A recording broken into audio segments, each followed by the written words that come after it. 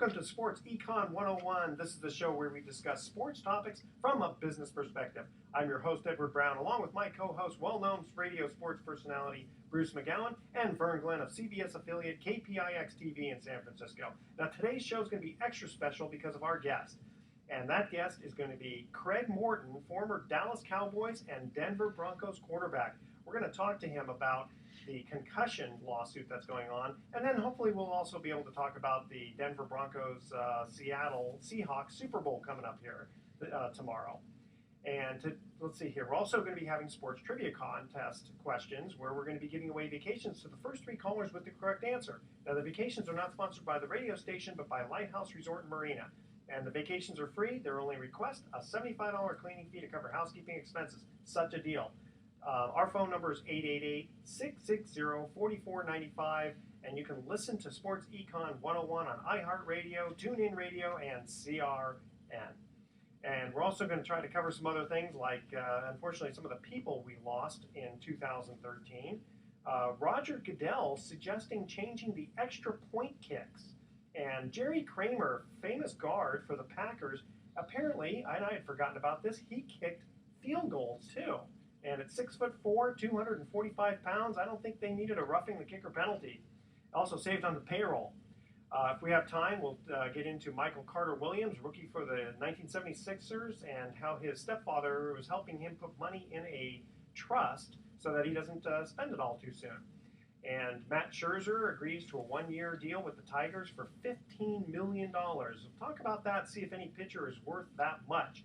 This segment of Sports Econ 101 is sponsored by Pacific Private Money, providing mortgage investments that are currently yielding 8% secured by real estate. It doesn't get any more conservative than that. Check them out at pacificprivatemoney.com. And when we come back, we'll also see if we can get into Robinson Cano signing a 10-year, $240 million contract with the Mariners. Don't touch that dial. You're listening to Sports Econ 101, and we'll be right back. Right on the money. Very good. Very good.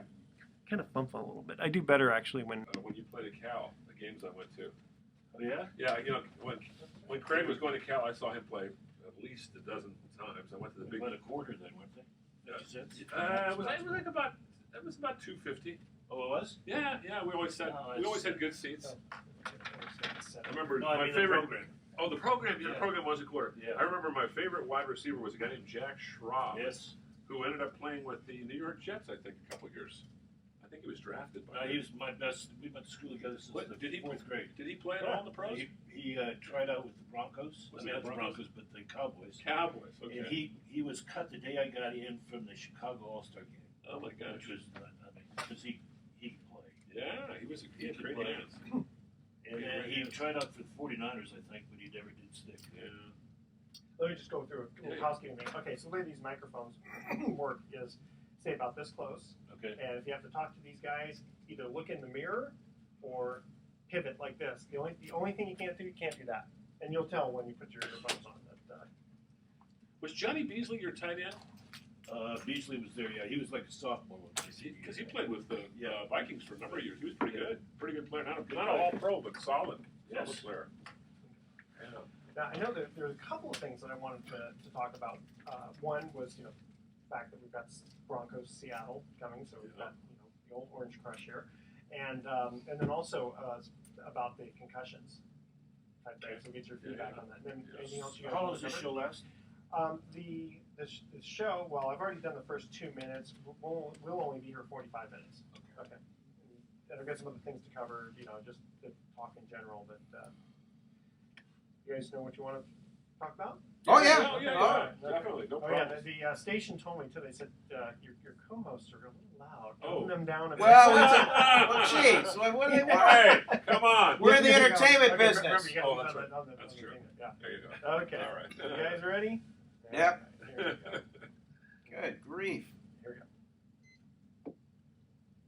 Welcome back to Sports Econ 101. I'm Edward Brown, your host, along with Vern Glenn. All about that action, boss. And Bruce McGowan. Good to be here. Good to be here. Okay, we are in the studio. We're joined here by Craig Morton, former Dallas Cowboys and Denver Broncos quarterback. Craig, welcome to Thanks very much. Sports Econ. Pride of Campbell, California. That is exactly right. That's right. Okay. Prune capital of the world. And a Yeah. great All-American at Cal. I saw him play when I was a kid. That shows you how old I am. I mean, he was my first hero. Shows you how old I am.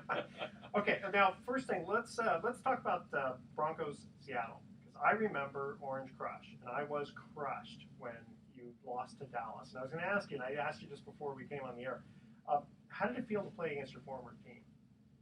It didn't feel good at all. The thing I remember most, I think I was looking at all the tiles at the Superdome all day long. That's all I remember looking up. They kicked my fanny. I was just with those guys in Houston with Too Tall and Randy White. Harvey's passed on, but they still look at me. Hollywood said to me, "You should have never tried that option." I should have never tried anything. Ah. I always remember that it was Randy White, and I'm trying to remember who the other guy was that they were co-MVPs that knocked you around.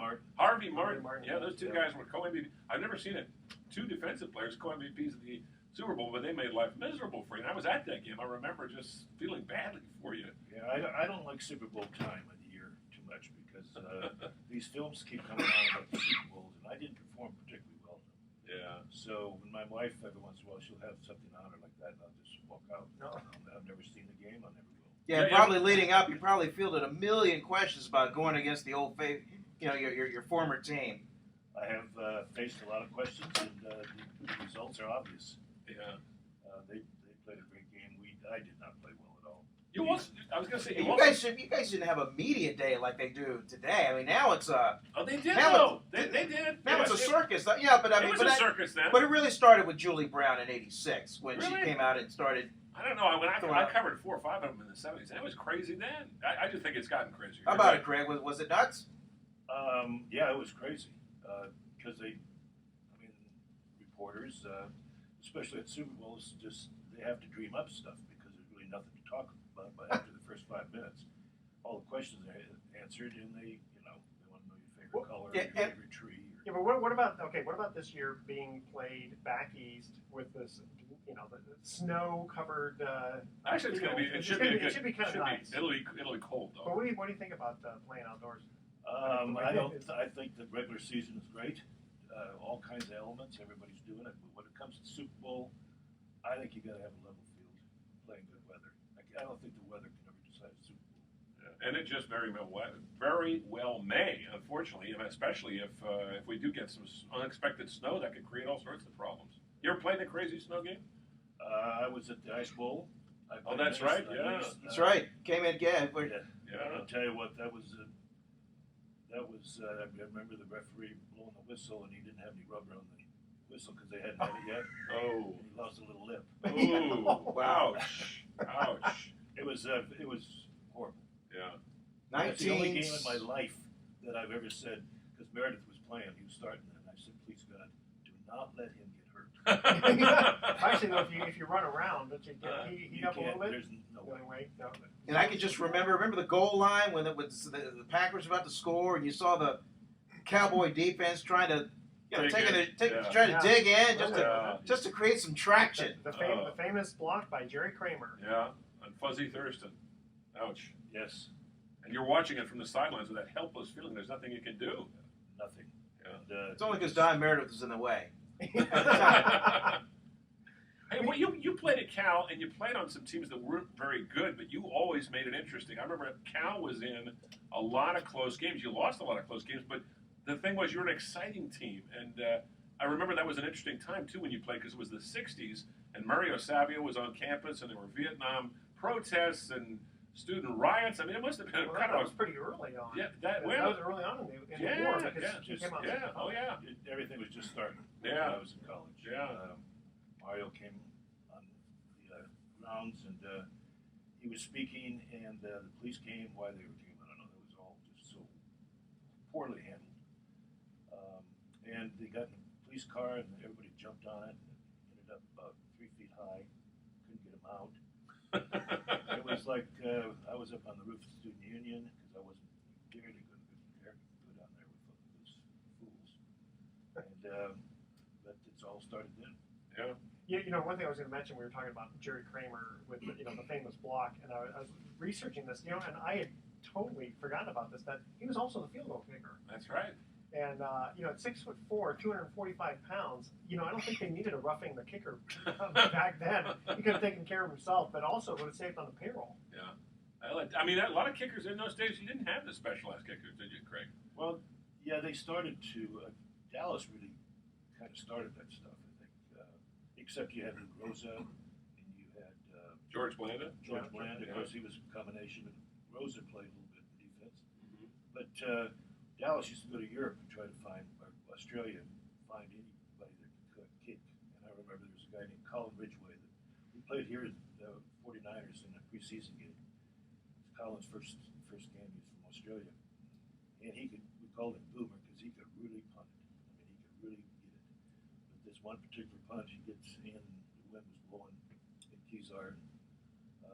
He hits it, started, it was like a 1-yard punt. And I said, what the heck? What are you thinking? He said, Craig, he says, I punted and I looked up and he said, oh my God, it's coming back. Like a boomerang. There you go. Exactly right. Hey, I got to ask you before. I know Edward wants to talk to you about the concussions, but the game I always thought that was the highlight of your career was when you dethroned the Raiders, and I was there on the sidelines covering it for the Raiders. 1977 at Mile High Stadium, the greatest moment at that time in Denver sports history. And I remember you had this huge bruise on your side after the game. You had the biggest smile I've ever seen. Well, I tell you, I was in the hospital the whole week. I never practiced it down. I got out of the hospital Sunday morning. Coach came over on Wednesday, gave me the game plan, and I didn't think I could play. Yeah, they had to drain your hip, didn't they? Many times, and they couldn't get the blood out of it. I had a hip pointer, but it bled, and my leg was like 2 inches bigger than the other one.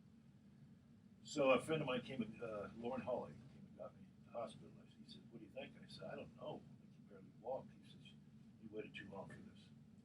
So I said, all right, let's go. And it was about, 15 to 20 degrees. I got in a whirlpool, made sure all my teammates could see me. And I said, if they don't touch me, we'll win. And Fred Miller came over to me and said, can you go? And I said, if you tie my shoes, I'll go. And actually, in front of the team, I went down and tied my shoes. Wow. I couldn't bend down.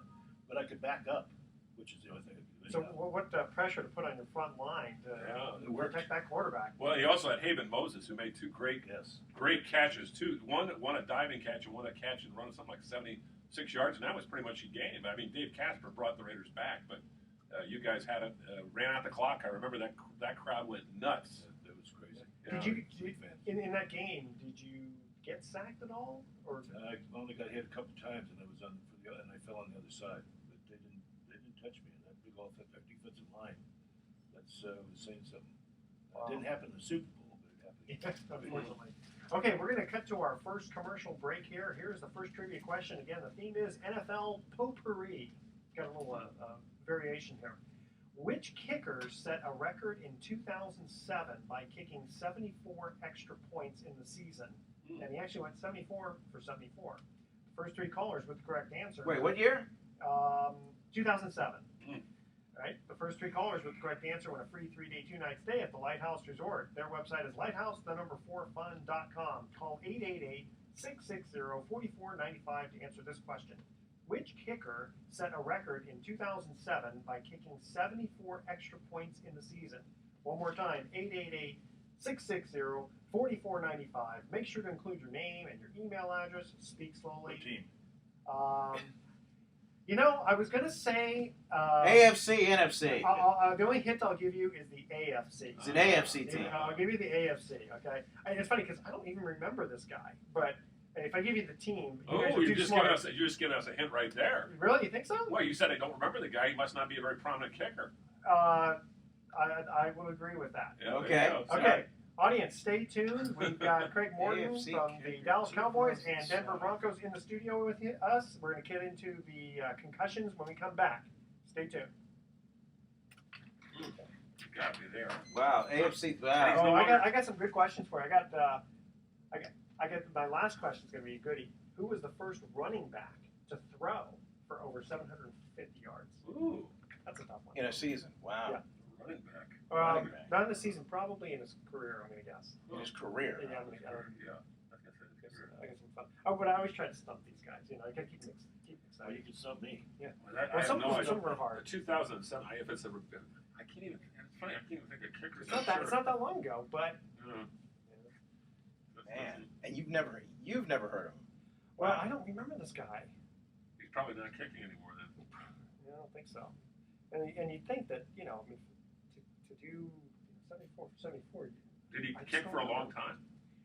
I don't think so. Mm. I don't think so. Unless he Man. kicked for a team that scored a lot of touchdowns. Yeah, I know. I was gonna say, see, now Yeah. they're thinking, you guys are smart. Like the Broncos. Who's the Broncos kicker? Matt Prater, that's right. He's pretty good. Oh, you mean Today, yeah. Prater, and then it's Hauschka. Is that the guy's name? Steven Hauschka. yeah. Two guys who probably never get interviewed. That's true. Well, you never know. At the Super Bowl, somebody's going to come up. Yeah. Ever have anybody come up to you and say, Craig, if you could be a tree, what kind of a tree would you be? I actually heard somebody ask that question at the Super Bowl. No. Yes. Well, you heard about Marshawn Lynch today. No. That was The my The Skittles thing, right? that was my I'm all about the action, boss. I mean that was okay. media day today.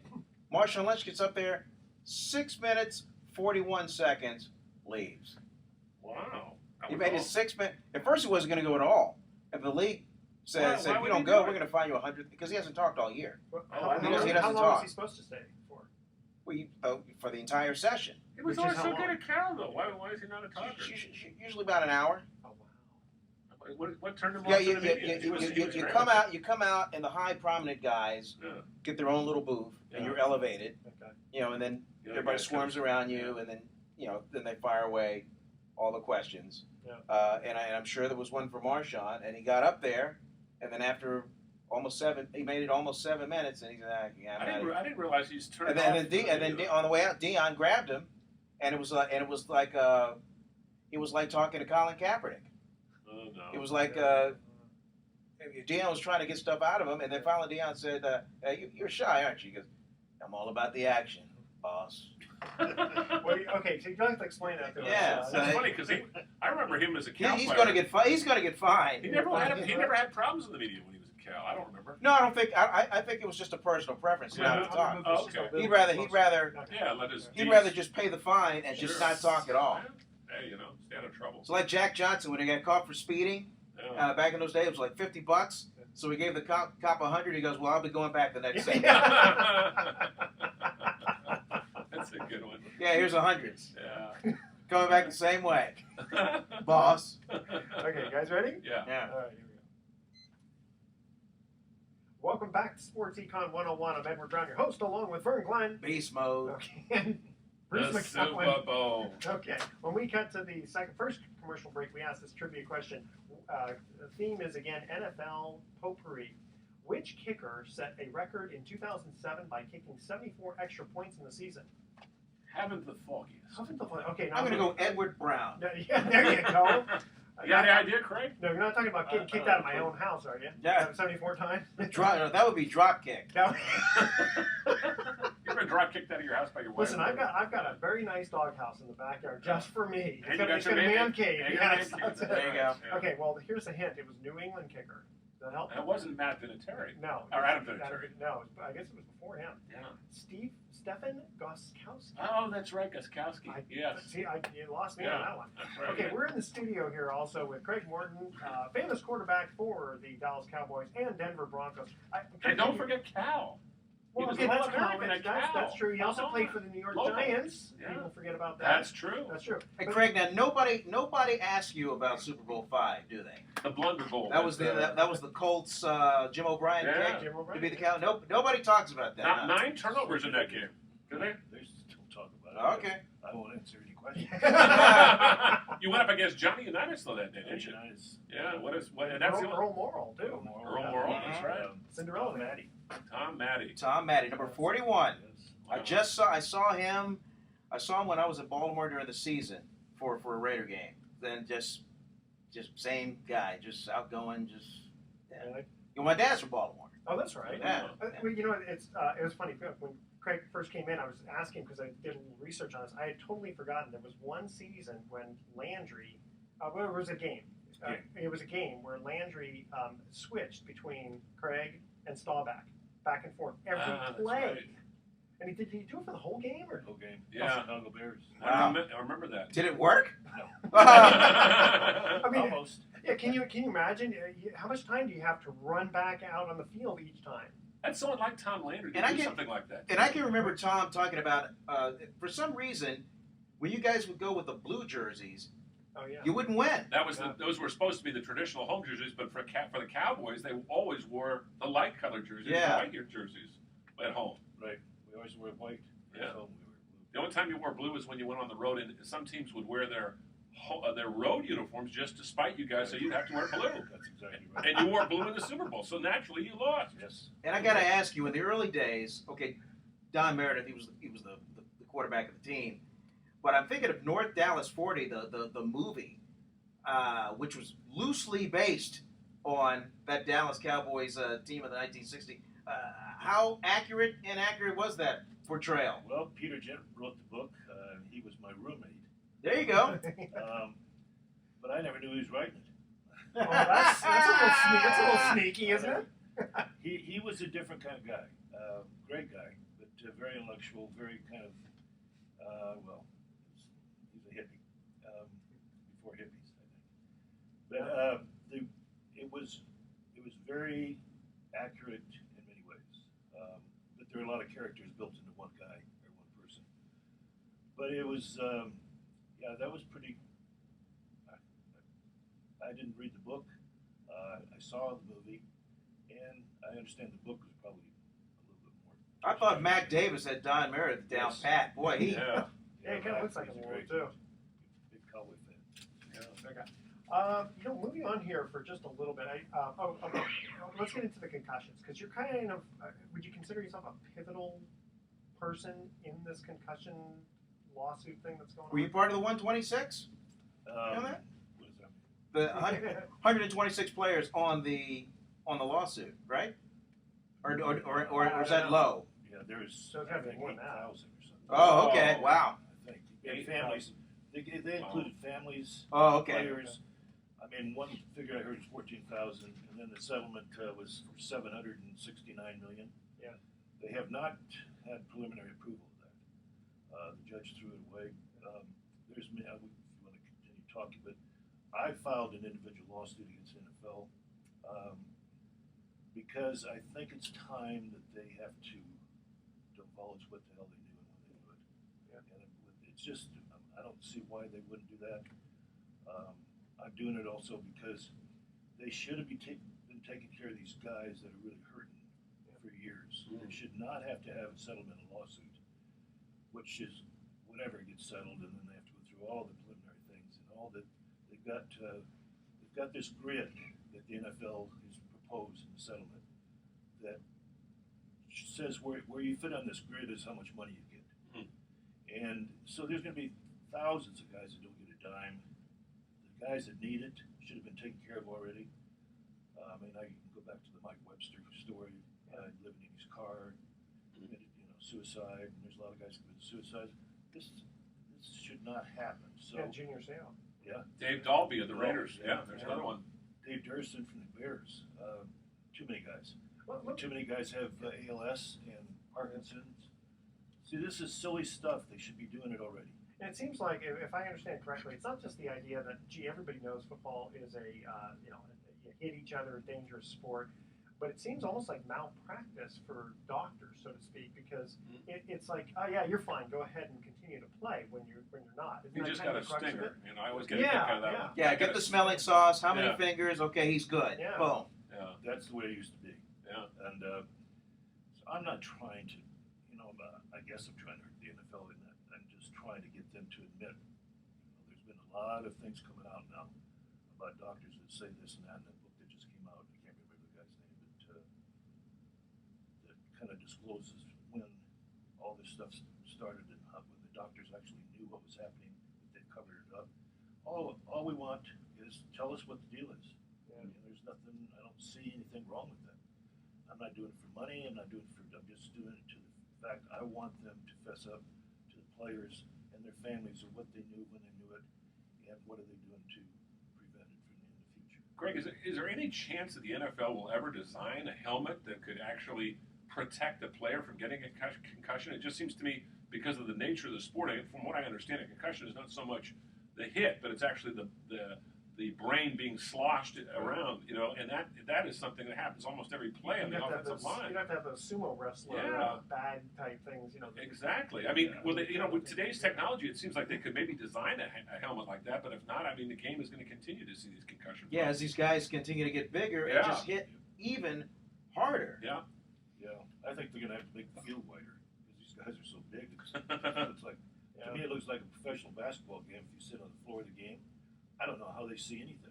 Yeah. I mean, all these huge people. Yeah. But football's the same thing. But it's an inherently brutal sport. Well, we talked about this previous shows that back in 1970, I think it was, there was one player who weighed over 300 pounds. Now there's like a couple of hundred guys, and the scary thing is they're fast. I've often wanted to ask this question to some of you guys: when's the last time they could sit on their mommy's lap? Were they 2 or 3? How do they get so huge? It's like I saw this one comedian, and he was talking about he was Ben Cartwright, and he said, "Yeah, you remember Balboa Haas? Two women died giving birth to him." Have there been any players that have played the game you think in your era that did steroids? They did a lot of that. I mean, with the steroid era was in football, it pretty much was in the 80s and 90s. Was there steroid use in the 70s too, or just was it pretty limited? I think there was some. When I never noticed too much when I was with the Cowboys, if they at all. Giants for a little while. Like, of course, Lyle Zato played for the Broncos, and he was a big steroid user. I didn't know what was wrong with his body, but it was the most taut body I'd ever seen. And he definitely had mood swings and everything, but I didn't know what that was. But really, nobody knew what steroids were. Well, I'm kind of curious about like Randy White, because he was like one of the strongest guys in the NFL. He's huge right now. Yeah, I was going to say. I just saw him this last weekend, but he's in great shape. I remember like him and Manny Fernandez. There was this big thing, about who was stronger, and it's like he could bench press 575. Back then, talking 70. You played with two of the more interesting characters on defense. Tom Jackson, who I always thought had the biggest mouth, and he put it to use. He's a terrific analyst for ESPN, and Lyle Alzado, who I always enjoyed talking with because he was so articulate and passionate. I mean, what were these guys like personally? Well, the first response is they're both great guys. I mean, I loved it both. And they were great teammates. Tommy was just like Tommy Jackson. He was, especially when we played the Raiders, because he and Madden did not appreciate each other. Yeah, he went up and called him the fat man. Yeah, how about that, fat man? Yeah. I guess after they beat the Raiders once, he went right up to Madden in his face and he said, "Take that one, fat man." He did. You think Madden had a pretty good sense of humor? You'd think he would have taken it the right way, but I guess he didn't. No, I think that he got pretty red in the face. Yeah. What was the big deal? Which goes with his nickname, not like Pinky. him so much? No, it's not that he didn't like him. It's just that he could get on his nerves. Yeah. So that's the object of the game, if you can get on somebody's nerves, especially if it's the head coach. Oh, yeah. All right, we're going to cut to our second commercial break here. Here's the trivia question. Again, the theme is NFL Potpourri. Who was the first player in history to reach 2,500 all-purpose yards in a season? Okay, now I'm going to give you a hint here, and it is the year 1985. The first three callers with the correct answer win a free 3-day, 2-night stay at the Lighthouse Resort. Their website is lighthouseforfun.com. Call 888-660-4495 to answer this question, and I'm glad you guys are not looking this up on the internet. Okay. Who was the first player in NFL history to reach 2,500 all-purpose yards in a season? And the hint is it was. Do we get the trick? If you do, but you can't answer it now. You have And to it happened in 1985. 1985. I think I know this one. You have no clue? I think I know this You one. really? Okay, I think I do. All right. All right. 888-660-4495. Don't touch that dial. Sports Econ 101 will be right back. Roger Craig. That's what was my guess. Roger Yeah, Craig. I remember Roger Craig was a terrific passer. Yeah, he had 1,000 rushing and 1,000 receiving. Yeah, He was amazing. that's my guess. He had a private masseuse he hired during the season to work on, because he loved to just run into people, and he had those high legs, and he used to have bruises all over his body, so he'd hire a masseuse and just to work all the kinks up. That's what Romo did. Yeah, Romo did the same thing. Yeah. Have you ever talked about Romanowski at all, Craig? Yep. He's quite a character. Yes, he is. Yeah. I mean, I don't know what to. I actually kind of like him, but he's kind of hard to figure out because sometimes you'll say something to him and he'll just look at you like this. He just Wasn't he the one who kind of? I remember getting a mess with him. We were at Bill Romanowski? something. That hit me? Yeah. No, that was Like that was Jeff Ulbrich. fishing tackle of the Niners. Right, that's right. For some reason, Yeah, I thought it was yeah. Romo. I remember one time Romo, we dropped that in the Romo, locker room, and they went everywhere, and he was up picking them up Romo, one by one, and everybody was just, yanked the you got them helmet all. off There's one of over a here, Bill. teammate He's like, and smashed him in the face with it and broke his eyesight. Yeah, that. No, but I thought there was something with you. And then he. No. You're thinking about Jeff Ulbrich. That's Jeff I've Ulbrich. interviewed him a half dozen times, but I didn't get hit by him. You get hit by it? Yeah, it's just Ulbrich. That was enough. All right. Away we go. Welcome back to Sports Econ 101. I'm Edward Brown, your host, along with Vern Glenn. Good. Bruce McGowan. Hup, And hup. we're in the studio here with Craig Morton. Trying to get Craig to do his signals. 4, 3, set. Hup, hup. Yeah, we want Omaha. a hard count. That's what we want. And then Craig is There looking. you go. There you go. Okay, here was the second commercial break trivia question. Who was the first NFL player in history to reach 2,500 all-purpose yards in a season? Hint, the year was 1985. Answer. My answer was Roger Craig. And I say the same thing. And you would be absolutely wrong. No, Walter Payton. Lionel James, San Diego Chargers. Lionel James. Lionel Isn't that amazing? He was There's the a first name. one. There's an obscure name. I haven't heard that name in years. Just wait till you get to the next question. You'll Oh, really like man. that one. Dang. Well, you had the Tim Brown one last night. Was it Tim No. Brown? Who was the guy? Not Tim Brown. Who was the guy? Tim Williams. Wasn't that Tim Williams with the Washington Redskins that did something in the Super Bowl? You had that as a No, I got that right. It was Timmy Smith. Timmy Timmy Smith. Smith. Yeah, see, I didn't even know the guy's I was name. right on that one. Yeah. Yeah. Remember Timmy Smith, Craig? Yes, I do. Yeah. In fact, we were thinking about get Sammy Baugh back here. 'Cause he could kick. Sammy Baugh. So He that's just, right. he just passed away I recently. know. didn't he? What was he, like 98 or something? Yeah, he was up there. In fact, speaking of guys who just passed away, I thought it would be kind of interesting to talk about a few people we lost in 2013. Art Donovan. Artie Donovan. I got to know him a little bit Really? when I was working in Baltimore. Great That guy guy. was funny. Great storyteller. He even had family out here south of the Really? airport. Did you get to know him at all, Craig? Just meet him. I've Yeah. never spent time with him. Yeah. It's interesting. In 1950, he played with the Baltimore Colts. Mhm. Then in 1951, he played with the New York Yanks. And then in 1952, the Dallas Texans, which moved back to Baltimore to become the Colts again. Kind of weird. That is crazy. And Andy Pafko died in 1992. Remember what he was famous for? He was a Brooklyn Dodger that looked up when Bobby Thompson hit the home run. Correct. And his comment was, "I just saw a big fat wallet flying in the because that's how much it cost the Brooklyn Dodgers. Of course, they went on to win the pennant the next year, so That's next true. 2 years. And then 55 World Series. And they won it so in '55. later on, Yeah. And apparently, he was the first player to appear in the series for 3 different teams. Didn't know that. Really? Wow. Then, unfortunately, we lost Chuck Muncie. And Yeah, and there's a Cal Another guy, great Cal Bear. Yeah, a little after you, but about the same age as me. Great friend. Nice guy. I loved him. And then Virgil Trucks. He was 95 years old. Another baseball player. Another baseball Yeah. player. Walt Bellamy. I'm trying to remember him. Great Basketball. center. Yeah. Yeah, played with Detroit and the New York Knicks. Yes. Yep. And they also had here Esther Williams. Oh, Before being an yeah. actress, she was a swimmer. Fernando Lamas. Yeah, that's right. Okay. Since we're still kind of on the football thing here, Roger Goodell is suggesting changing the extra points, the extra point kicks, because people are just getting a little bit too bored with it. But I actually agree with him on that. But I thought it was kind of interesting. He says here he wonders if they could add excitement by making some major adjustments to the extra point, suggesting perhaps making a touchdown worth 7 points instead of 6, with teams having the option to run a play for another point. But failing on that play, it would cost them a point. Wow. Why don't they just say you got to go for 2, and either you get it or Why not? change the game? I like the game the way it is. Well, but it does get a little boring when you automatically always go for the Sometimes extra you point. miss. Yeah, say, hey, put it back to the 30-yard line. Maybe they'll miss more often. You know what? That's Push what them they should do back on 10 kickoffs. Yeah. They should have it from 20. Because how many They times should. now guys are kicking, especially when you're in Denver, Yeah. Mile High, you Well, kick there? they don't like the kickoff thing. No. There's too many injuries. Too many injuries, yeah. Yeah, because Well, guys on special teams want to impress. Talk about concussions. Yeah. You Yeah. guys are crazy. If Roger Goodell sits outside at MetLife Stadium for the entire game, then maybe I'll give him some slack. It won't happen. It won't happen. Hey, I got to ask you, Craig, when you He said he would. Really? He's going to sit outside? Well, he's a better man than I'd be. you played at Denver. What were the fans in the South stands like? Those people were nuts. I sat there once, and I really felt scared. You did? Yeah, well, I was rooting for the other team. That's why. You should have felt frightened. Yeah, I did. I got some nasty looks. I think that they were fantastic for Yeah. us. That was great to be down at that end zone, Yeah. whether you're on offense or on defense, especially on defense. I mean, just the whole Orange Crush thing was Yeah, so it was great. great.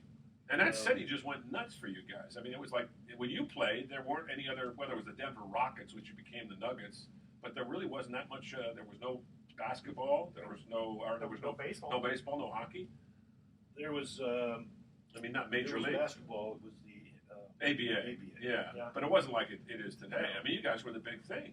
Oh yeah, there's just Broncos. It still is. Yeah. There's still other sports, but it's still the Bronco town. Craig, you never paid for a meal while you're playing. He always asks that. He asks that of everybody. Hey, when You you're shouldn't have had to. when you're the Yeah. king, Yeah, come that's on. true. I paid for a lot of meals, especially other people's. Yeah. Okay. Yeah. Now, of course, if you would have won the Super Bowl, then maybe it was a little bit different. Okay, here's my Super Bowl prediction: Broncos 24, Seattle 21. Hmm. Any comments? I'm going to go Broncos 28, Seattle 27. Wow, that close. Wow. Yeah, extra. Well, no, it's going to be Oh, 3 touchdowns, 2 field goals, and then 4 touchdowns. Peyton's going to throw 3, and they'll run for 1. That's the Okay. Missed the extra point. I'll go 28-24 Denver Broncos. Everybody's picking Denver. I just, you know what it is? I don't think the weather's going to be that much of a factor, and I just think Peyton's experience, and I'd love to Yeah. get Craig's take on this. I think Yeah. his experience, his ability to just handle whatever wrinkle that they're going to, Pete Carroll's going to come in and try and throw some wrinkles with the linebacking core and the secondary he's got.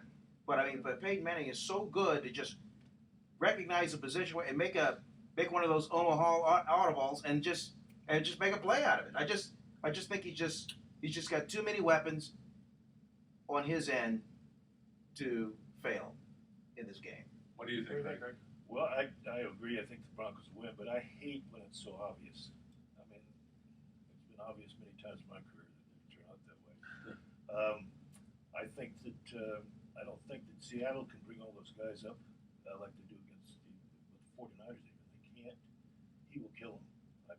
If the weather doesn't play a factor in this game, and Peyton will be Peyton. He won't, all this stuff about he doesn't play well in cold weather. Well, Denver's cold a lot. Yeah. Yeah. And a lot of times in playoffs, you don't play well. Here I am. So, I'm going with Denver, but I think if you don't, I know that they're number one preference. You got to start with stopping Marshawn. And Denver does not have that great a defense. You know what makes me Let's just say, for the sake of argument, let's just say Marshawn Lynch gets his touches. Can Denver still win a shootout type battle, given Marshawn Lynch having a 100-yard game? Well, if Marshawn has about a 160-yard game, I think that Seattle can beat him because they'll control the ball. Okay. So that's the only way I see it, unless Russell Wilson, starts playing well. He hasn't played well for a long time. Yeah. So, but Do you think Richard Sherman going to be be a major factor? he could be. Yeah. It's just like I remember. What's the guy's name? That Fred, the guy from Kansas City that voiced it. He was a big voice when they played Green Bay. Oh, Fred Williams, Fred the Hammer Williams. Fred the Hammer Williamson. Yeah, that was the Green Bay Packer Right. game, the Super Bowl game, and Yeah. I don't know if you know this, Edward, Yeah. but he was just a loud mouth type, Deion Yeah. Sanders type. Good-looking guy, played He Hollywood actor. says, I'm going to use my fists, my arms like hammers. Yeah. I'm going to break helmets. Yeah, and it didn't work out that way. He got knocked out of the game and Yeah. carried off in a stretcher. Yeah, that's right. He Yeah. did. Yep. First Super Bowl game. Well, it was the best thing that ever happened to him because he became a Hollywood actor partly because of that. So Yeah, Everybody did all those black exploitation Yes. movies Yeah. with Jim Brown. And Hollywood Henderson. Remember they Yeah. did Oh, that? yeah. Didn't Brian Bosworth kind of have a sort of a big mouth until Bo Jackson kind of Oh. closed it? Oh yeah, that was the end of him. Yeah, football wise. Tom Henderson is. You mentioned Tom Hollywood Henderson. I think he's dead, isn't he? No. Is he still alive? Yes, he. In fact, I just was with him this last weekend. Oh, good. good. Glad to hear And, that. he has won the lottery twice. Really? Wow. He says, Craig, I'm still a millionaire after all this. He said, I won about Wow. $28 million. Because I remember he had Yeah, problems. the first one he lost it all, right? He Hit the lottery, and lost it all, and then hit hit it again. So he says, Wow. I'm still a millionaire. He lives in Florida. Good, no taxes. He's Right. weighs about 295, and he says, "I love it." Good for him. Never missed a meal. He's Good great. for him. Okay, He was an interviewer's dream. God, he was fun to talk to. He was LT before LT. Yeah, he was. Yeah. That's was. why Hasn't they. had a drink or any drugs or anything Oh, for good. 30 years. Yeah, because I know he had a lot of Yeah. problems there. He got himself straightened out. That's great. Good for him. Yeah. Okay, well, speaking of the money side of things, 22-year-old Michael Carter Williams, rookie for the 76ers, his stepfather getting him to put $4.5 million in trust that Michael can't touch for 3 years. Now he's 22, so he's already of age. But his stepdad, I guess he's pretty close to him, got him to put this money. Smart move. Smart. But he can spend endorsement money any way he wants. Of course. So I'm kind of wondering how much endorsement money is expected for this young. I mean, this isn't LeBron James You'd or be Michael surprised. Jordan. Yeah, but he's only 22. He's got his whole career ahead of him. Yeah, so I mean, endorsements. I guess he's not maybe getting any endorsements now. But Well, it just takes one Aaron Andrews Yeah. outburst, Edward, to be able to get Yeah. endorsements lined up. Hey, how about that's the a good endorsement that, did you hear Marshawn Lynch got one from Skittles? Finally signed one with Yeah, Skittles. and he It's said, about time. and it's kind of a neat story. His mom, I guess, used to give him Skittles when he was a kid and tell him, these are actually little energy boosters for you. Which Yeah, I guess they and were. it'll They help sure you are. focus. So he would just eat Skittles, and even during his games at Seattle, he would just be Is on that the why- sidelines just Is that munching why on- the Skittles have become the official? yeah, drug? because he eats them during the course of a What game. a great story. And then they threw him, of course, at the 49ers, which was not very nice. In fact, when he scores a touchdown at Seattle, fans just throw Skittles Wait a onto minute. the field. But those are performance-enhancing Skittles. So Yeah. get rid of those. So, Craig, when you this is going to be a little bit personal, but because how much money did they pay back then? When you were playing. When I signed in 1965, I got a 3-year contract for $150,000 and a Jaguar XKE. Righteous bucks. Oh, they gave you a Jag, not as a signing I'll tell bonus. you, my senior year, I went by this Jaguar shop maybe 2 or 3 times a week, and there was this gold XKE, and I says, I'm getting that. I'm going to get that thing. So Yeah, it my was brother still loved there that Jaguar.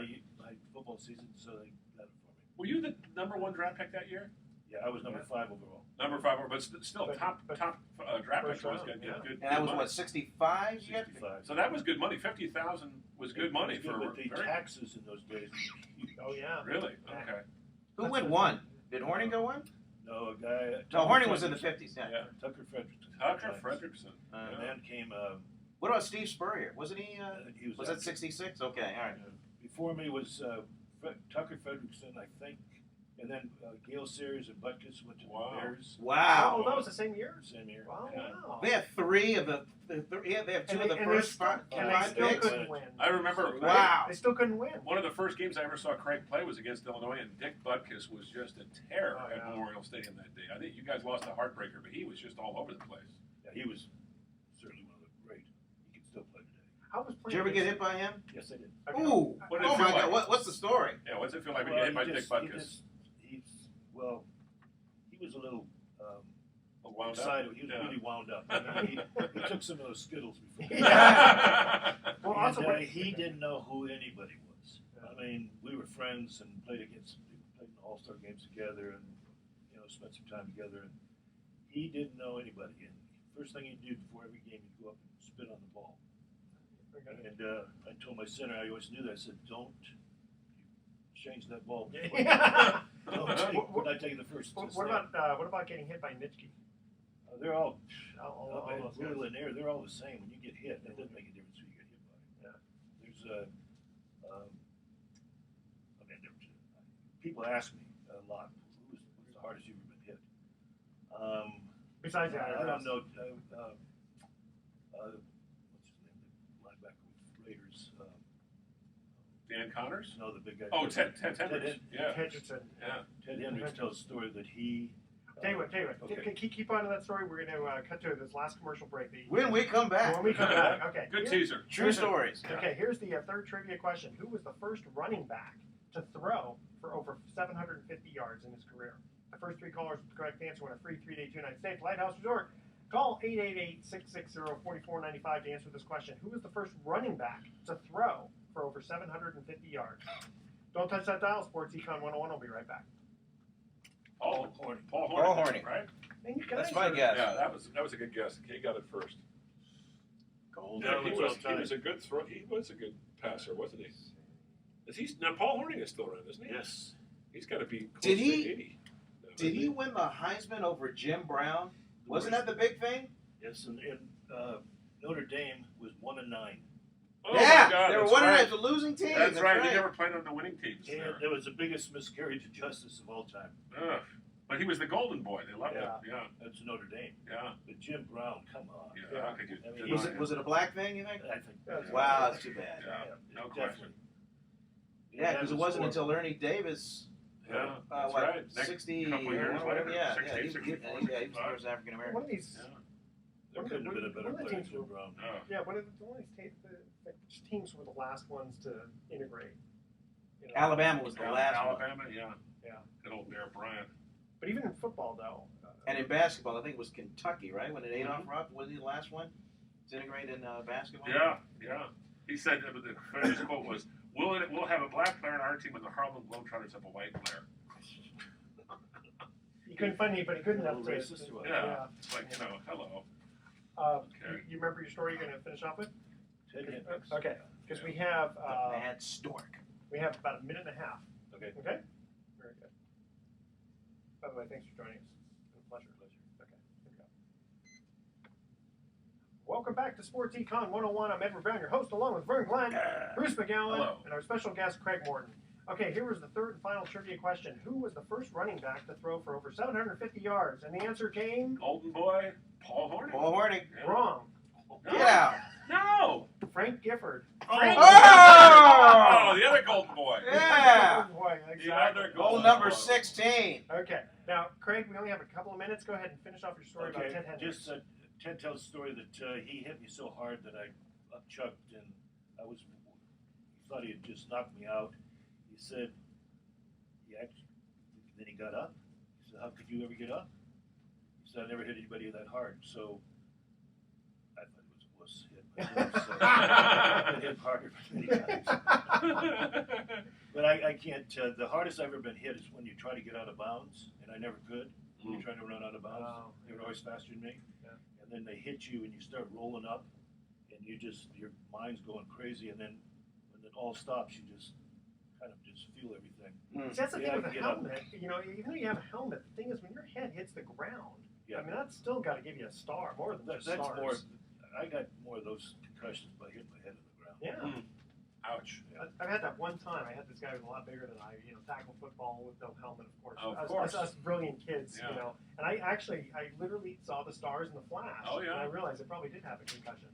Okay, I want to thank my co-hosts, Bruce McGowan and Vern Glenn, and our special guest, Craig Morton. Thank you for joining us here. Here's our thoughts for the day. The more you sweat in practice, the less you bleed in battle.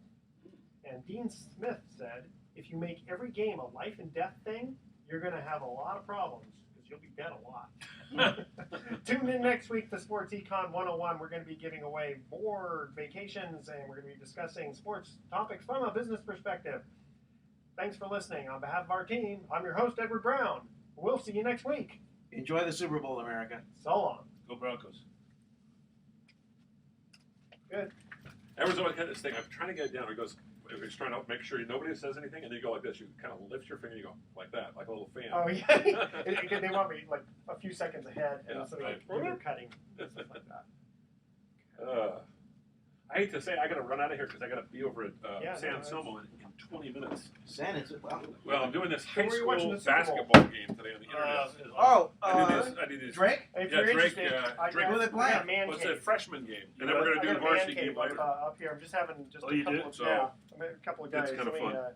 Good seeing you, man. Nicole, Brucey. if you're interested. Thanks, Bruce. Craig, thanks so Good much, seeing man. you. Good to see you. Yeah. You're looking good. Vern's been to my pleasure. place here. All right. He's, Edward, can I use your yes. key? Oh, Yeah, it's right there. Vern's been to my place. Vern, you said you've been to my place. You like the man cave? Oh, yeah. Oh, God, it's like a theater. It's awesome. Yeah. It is awesome. Okay. Yeah, give him a call. Thanks again. Thank you. It's a pleasure. Thank you. Tweet this out here. See you guys. Okay. Good picture. Oh, good. Yeah, go ahead and if you could email that to me because I'll put this up on the website.